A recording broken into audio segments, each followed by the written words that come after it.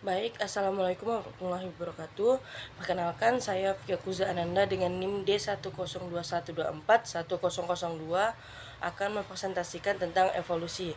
Maaf sebelumnya Pak, karena di samping Google Meet saya ada namanya Ricky, itu saya menggunakan satu laptop dan satu HP.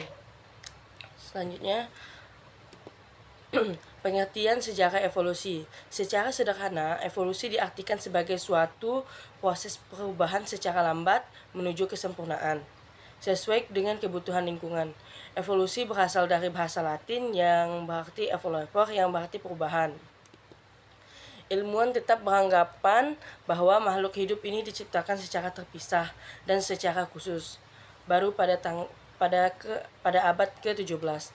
Sarjana Frances Button mengatakan bahwa perubahan-perubahan yang berasal dari hewan-hewan disebabkan oleh lingkungan. Pada abad ke-18, teori-teori mengenai evolusi ini baru-baru berkembang dengan pesat, yaitu setelah adanya teori-teori yang kemukakan oleh sarjana-sarjana evolusi seperti Jean-Baptiste D'Ambrec, Charles Darwin, dan Alfred Russel. Nah, secara umum evolusi dibedakan menjadi 3 jenis, yaitu evolusi kosmos, geologis, dan evolusi organis. Nah, evolusi kosmos yaitu perkembangan alam sejak Big Bang. Big Bang itu adalah ledakan besar yang yang menandai awal mula alam semesta tercipta sekitar 13,8 miliar tahun yang lalu. Nah, untuk evolusi geologis yaitu perubahan bentuk dan struktur bumi. Contohnya itu terbentuknya pegunungan. Yang ketiga, evolusi organis. Nah, evolusi organis itu perkembangan makhluk hidup dari sederhana ke kompleks. Contohnya evolusi manusia dari nenek moyang prima. Faktor-faktor yang memungkinkan terjadinya evolusi organis ini merupakan faktor yang sudah terdapat dalam tubuh organisme. Sifat-sifat ini antara lain adanya kemampuan dari organisme untuk memperbanyak diri, reproduksi, yang merupakan salah satu ciri-ciri makhluk hidup. Yang kedua, adanya kekuatan yang bersifat fotogresif positif yang dapat menciptakan variasi-variasi baru dalam pola kehidupan sehingga terjadi perubahan-perubahan fenotip dan genotip. Misalnya, adanya kemampuan mutasi gen pada organisme. Yang ketiga, adanya sifat-sifat kerabakan, pengawetan dari variasi-variasi yang timbul untuk diturunkan pada generasi selanjutnya.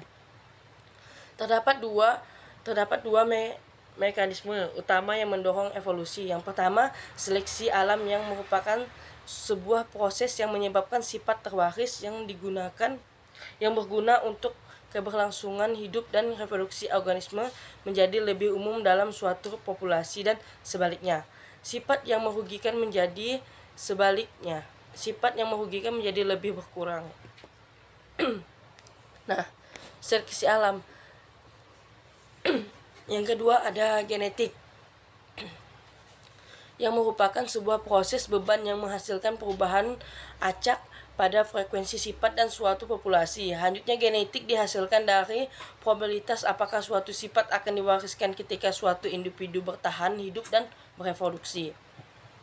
Seleksi alam adalah proses di mana mutasi genetik yang meningkatkan reproduksi menjadi dan tetap lebih umum dari generasi yang satu ke generasi yang lain pada sebuah populasi. Sering disebut generasi mekanisme yang terbukti sendiri karena satu, variasi terwariskan terdapat dalam populasi organisme. Yang kedua, organisme menghasilkan keturunan lebih dari yang dapat bertahan hidup. Yang ketiga, keturunan-keturunan ini bervariasi dari kemampuannya bertahan hidup dan bereproduksi. Kondisi-kondisi ini menghasilkan kompetensi antara organisme untuk bertahan hidup dan bereproduksi. Oleh sebab itu, organisme dengan sifat-sifat yang lebih menguntungkan akan lebih berkemungkinan mewariskan sifatnya, sedangkan yang tidak menguntungkan cenderung tidak akan diwariskan ke generasi selanjutnya. Hanyutnya genetik atau insult genetik merupakan perubahan frekuensi antel dari satu generasi ke generasi selanjutnya yang terjadi karena pada suatu keturunan merupakan sampel acak, yaitu Rhodioin sampel, dari orang tuanya. Selain itu, ia juga terjadi karena peranan probabilitas dalam penentuan apakah suatu individu akan bertahan hidup dan bereproduksi atau tidak. Hanyutnya genetik dapat mengeliminasi beberapa alat dari sebuah populasi hanya karena kebetulan saja. Bahkan pada ketidakadaan gaya selektif, hanyutnya genetik dapat menyebabkan dua populasi yang terpisah dengan struktur genetik yang sama menghanyutkan menjadi dua populasi yang divergen dengan sel atlet yang berbeda. Nah, evolusi mempengaruhi setiap aspek dari bentuk dan perilaku organisme. Yang paling terlihat adalah adaptasi perilaku dan fisik yang diakibatkan oleh seleksi alam. Adaptasi ini meningkatkan kebugaran dengan membantu aktivitas seperti menemukan makanan, menghindari predator, dan menarik lawan jenis. 1. Akibat evolusi kadang-kadang dibagi menjadi makroevolusi dan mikroevolusi. Secara umum, makroevolusi dianggap sebagai akibat jangka panjang dari mikroevolusi, sehingga perbedaan antara mikroevolusi dengan makroevolusi tidak begitu banyak, terkecuali pada waktu yang terlihat dalam proses tersebut. Namun, pada makroevolusi, sifat-sifat keseluruhan spesies adalah penting. Misalnya, variasi dalam jumlah besar di antara individu mengizinkan suatu spesies secara cepat beradaptasi terhadap habitat yang baru, mengurangi kemungkinan terjadinya kepunahan. Sedangkan kisaran geografis yang luas meningkatkan kemungkinan spesies akan membuat sehingga populasi yang menjadi terregulasi. Adaptasi merupakan struktur atau perilaku yang meningkatkan fungsi organ tertentu, menyebabkan organisme menjadi lebih baik dalam bertahan hidup dan bereproduksi. Proses ini dapat menyebabkan penambahan ciri-ciri baru ataupun kehilangan ciri-ciri leluhur. Namun, banyak sifat-sifat yang tampaknya merupakan adaptasi sederhana sebenarnya merupakan ekspektasi, yaitu struktur yang awalnya beradaptasi untuk fungsi tertentu, namun secara kebetulan memiliki fungsi-fungsi lain dalam proses evolusi. Nah, teori-teori mereka tentang proses evolusi ini sendiri antara lain berbagi disiplin ilmu lain yang merupakan cabang biologi, yaitu melalui 1. Morfologi perbandingan, yang kedua histologi perbandingan, yang ketiga embriologi perbandingan, yang keempat penentuan penemuan fosil. Kepunahan merupakan kejadian hilangnya keseluruhan spesies.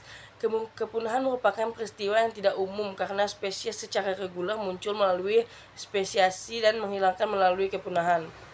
Peran kepunahan pada evolusi tergantung pada jenis kepunahan tersebut. Penyebab peristiwa kepunahan tingkat rendah secara terus-menerus yang merupakan mayoritas kasus kepunahan tidaklah jelas dan kemungkinan merupakan akibat kompetisi antara spesies terhadap sumber daya yang terbatas. Prinsip hindar saing. Jika kompetisi dari spesies lain merupakan probabilitas suatu spesies menjadi kepunahan, hal ini dapat menghasilkan seleksi spesies sebagai salah satu tingkat seleksi alam. Peristiwa kepunahan massal jugalah penting, namun daripada berperan sebagai gaya selektif, ia secara drastis mengurangi keanekaragaman dan mendorong evolusi cepat secara tiba-tiba, serta spesiasi pada makhluk yang selamat dari kepunahan. Nah, ciri evolusi. Proses perkembangan organisme yang mengalami evolusi sangat lama. Perubahan-perubahan ke arah kesempurnaan sesuai kebutuhan lingkungan tidak dapat terjadi tanpa adanya faktor-faktor pendukung untuk terjadi evolusi bagi suatu populasi. Nah, ciri-ciri evolusi antara lain, peristiwa evolusi adalah peristiwa perubahan yang tingkat populasinya jadi perubahan-perubahan yang terjadi pada tingkat individu dan kelompok. Individu tidak disebut evolusi. Variasi yang terjadi dalam populasi dapat saja disebabkan mutasi genetik atau mutasi gen atau penyimpangan genetik saja. Yang kedua, dalam evaluasi harus terdapat faktor-faktor stabilitas. Perubahan-perubahan yang terjadi harus lambat atau perbedaan-perbedaan yang tampak pada suatu populasi yang mengalami perkembangan sedikit demi sedikit. Yang ketiga, terdapat faktor pengubah. Dalam setiap proses evaluasi hanya mungkin terjadi bila dalam suatu populasi ada bahan-bahannya. Yang keempat, terdapat faktor pengarah. Dalam kenyataan pada setiap proses evolusi tidak selamanya perubahan yang sudah ada dalam suatu populasi dapat berkembang tanpa adanya faktor perubahan. Berfungsi mengarahkan proses evaluasi sebagai populasi dengan organisme tertentu. Sebagai contoh proses evaluasi, kupu-kupu biston bertulario di Inggris dari berwarna merah menjadi berwarna gelap atau hitam. Nah, evolusi kehidupan. Walaupun terdapat ketidakpastian bagaimana kehidupan bermula, adalah umumnya diterima bahwa prokariota hidup di bumi sekitar 34 miliar tahun yang lalu. Tidak terdapat perubahan yang banyak pada morfologi atau organisme sel yang terjadi pada organisme ini selama beberapa miliar tahun ke depan. Sejarah kehidupan masih berupa eukariota, prokariota, dan archaea bersel tunggal sampai sekitar 610 miliar tahun yang lalu. Ketika organisme multisel mulai muncul di samudra pada periode Ediacara, evolusi mutualisme terjadi pada banyak peristiwa yang terpisah. Pada organisme yang beraneka seperti bunga karang, ganggang coklat, cyanobacteria, jamur, tendir, dan mikrobakteri. Nah, teori evolusi Lamarck dan Darwin. Jean-Baptiste dan Darwin pada tahun 1744 sampai 1829, Lamarck adalah seorang sarjana anatomi dan klasifikasi Perancis, mengemukakan teori dalam buku Physiologie Zoologique pada tahun 1809. Teori yang dikemukakan kondisi lingkungan adalah pengaruh struktur dan bentuk tubuh hewan. Penggunaan yang terus-menerus dari suatu organ tubuh akan menyebabkan organ tersebut berkembang dan membesar sesuai dengan fungsinya. Sedangkan alat-alat yang tidak pernah digunakan secara kontinu akan mengalami kemunduran fungsional dan struktural, atau bahkan akan hilang sama sekali. Kelemahan teori Lamarck, perubahan-perubahan yang terjadi akibat pengaruh lingkungan pada organ tubuh hewan dapat diturunkan melalui proses reproduksi. Charles Darwin pada 1809 sampai 1882. Darwin adalah seorang sarjana dari Inggris yang memperoleh inspirasi penyusunan kerangka teori dari hasil perjalanannya ke Amerika Selatan dan Galapagos. Banyaknya fakta yang dikemukakan mengenai distribusi hewan, hubungan antara hewan hidup dan di masa itu dengan fosil-fosil hewan purba yang ditemukan. Darwin menerbitkan buku pada 1859 yang berjudul On the Origin of Species by Means of Natural Selection of the Procession of in. Yang satu adalah spesies organisme hewan yang hidup sekarang ini adalah keturunan langsung dari spesies hewan yang hidup pada masa lampau yang akan mengalami berbagai tingkat evolusi. Yang kedua, spesies hewan yang sesuai dengan lingkungan akan terus berjalan. Lingkungannya tersebut, sedangkan yang tidak cocok akan musnah suatu lingkungannya.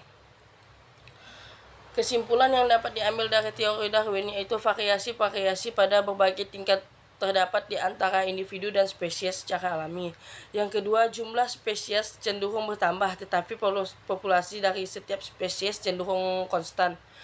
Yang ketiga, adanya perjuangan untuk hidup. Maka organisme yang cocok dengan lingkungan akan bertahan, sementara yang tidak cocok akan musnah. Proses seleksi alam akan berlangsung terus-menerus dan akan menghasilkan survival of the fittest yang sesuai dengan lingkungannya. konversi sosial akan evolusi GB seiring dengan penerima Darwinisme yang meluas pada 1870-an. Karikatur Charles Darwin dengan tubuh kera atau monyet menyimbolkan evolusi. Pada abad ke-19, terutama semenjak penerbitan buku Darwin, pemikiran bahwa kehidupan berevolusi mendapat banyak kritik dan menjadi tema yang kontroversial. Namun demikian, kontroversi ini pada umumnya berkisar pada implikasi teori evolusi di bidang filsafat, sosial, dan agama. Di dalam komunitas ilmuwan, fakta bahwa organisme berevolusi telah diterima secara luas dan tidak mendapatkan tantangan. Walaupun demikian, evolusi masih menjadi konsep yang diperdebatkan oleh beberapa kelompok agama yang menggunakan strategi evolusi untuk menyelesaikan masalah teknik yang kompleks. Algoritma genetik utamanya menjadi populer oleh karyawan tulis John Holland. Seiring dengan meningkatnya ketertarikan akademis, peningkatan kemampuan komputer mengizinkan aplikasi yang praktis melalui evolusi otomatis program komputer. Algoritma evolusi sekarang digunakan untuk menyelesaikan masalah multidimensi. Penyelesaian menggunakan algoritma ini lebih efisien daripada menggunakan perangkaian lunak yang diproduksi oleh perancang manusia. Selain itu, ia juga digunakan untuk mengoptimalkan desain sistem. Yang kelima, aplikasi. Aplikasi utama evolusi pada bidang teknologi adalah seleksi buatan, yakni seleksi terhadap sifat-sifat tertentu pada sebuah populasi organisme yang disengajakan. Manusia selama beberapa ribu tahun telah menggunakan seleksi buatan pada domestikan tubuh dan hewan. Baru-baru ini seleksi buatan seperti ini telah menjadi bagian penting dalam rekayasa genetik dengan penandaan seleksi seperti gen resistansi antibiotik digunakan untuk memanipulasi DNA pada biologi molekuler. Karena evolusi dapat menghasilkan proses dan jaringan yang sangat optimal, ia memiliki banyak aplikasi pada ilmu komputer. Pada ilmu komputer, simulasi evolusi yang digunakan algoritma evolusi dan kehidupan buatan dimulai oleh Neil Al pada 1960-an dan kemudian diperluas oleh Alex Passer yang mempublis berbagai karya ilmiah mengenai simulasi seleksi buatan. Seleksi buatan menjadi metode optimalisasi yang dikenal luas oleh hasil kerja pada tahun 1960-an dan awal tahun 1970-an yang menggunakan strategi evolusi untuk menyelesaikan masalah teknis yang kompleks algoritma genetik utamanya. Nah, selanjutnya materi ilmu kealaman dasar. Ilmu kealaman dasar. Apa itu ilmu kealaman dasar? Ilmu kealaman dasar adalah cabang ilmu pengetahuan yang mempelajari fenomena alam dan prinsip dasar yang mendasari terjadinya berbagai peristiwa alam. Tujuannya untuk memahami hukum-hukum alam yang berlaku di dunia ini. Nah, yang tujuannya mempelajari fenomena alam dan prinsip dasar yang mendasarinya, mengembangkan pengetahuan yang digunakan dalam kehidupan sehari-hari dan pengembangan teknologi. Cabang-cabang ilmu alam dasar yaitu mencakup 1. Fisika, mempelajari energi dan energi materi serta interaksi mereka. Yang kedua, kimia, mempelajari zat dan perubahan yang terjadi pada materi. Yang ketiga, biologi, mempelajari kehidupan dan organisme hidup. Yang keempat, geologi, mempelajari bumi, batuan, dan proses-proses alam di dalamnya. Yang kelima, astronomi, mempelajari benda-benda langit dan fenomena alam semesta. Yang keenam, matematika, alat dasar untuk menganalisis dan mengembangkan fenomena alam. Fisika adalah ilmu yang mempelajari sifat dan perilaku materi serta energi di dalam alam semesta. Topik utamanya yaitu mekanik, mempelajari gerakan, gaya yang mempengaruhi benda. Contohnya jatuh bebas dan Newton. Yang kedua, termodinamika yang mempelajari perubahan energi dan panas dalam sistem. Contohnya hukum pertama termodinamika, konversi energi. Yang ketiga, elektromagnetisme, mempelajari listrik, magnet, dan interaksi elektromagnetik. Contohnya hukum cum laude, dan hukum Faraday. Yang keempat, optika mempelajari cahaya dan sifat-sifatnya, contoh pembiasan cahaya dan prisma. Kimia adalah ilmu mempelajari struktur zat, reaksi kimia, serta perubahan yang terjadi pada materi.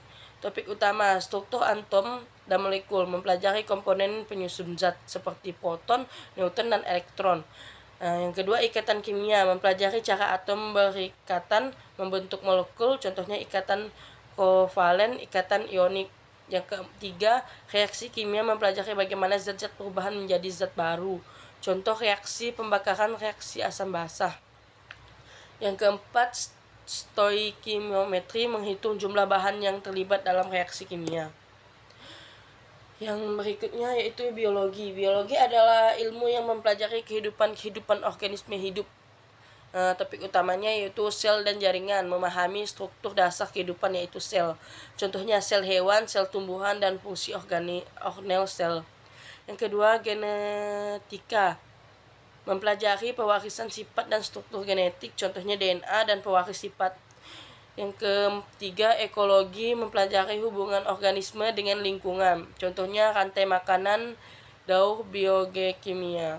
Yang keempat, evolusi, mempelajari perubahan spesies sepanjang waktu, contoh teori evolusi Darwin dan adaptasi. Geologi adalah ilmu yang mempelajari ilmu termasuk bantuan mineral, proses-proses yang terjadi di dalamnya, yaitu batuan dan mineral, mempelajari komposisi bumi dan proses pembentukannya, contohnya batuan beku, metamorf, dan sedimen. Yang kedua, proses geologi seperti gempa bumi, gunung berapi, erosi, dan siklus bantuan, contohnya proses tektonik lempeng. Yang ketiga, sejarah geologi, mempelajari asal-usul dan perkembangan bumi, contohnya teori Pangeam atau pembentukan benua. Astronomi ada ilmu yang mempelajari benda-benda langit dan fenomena alam semesta.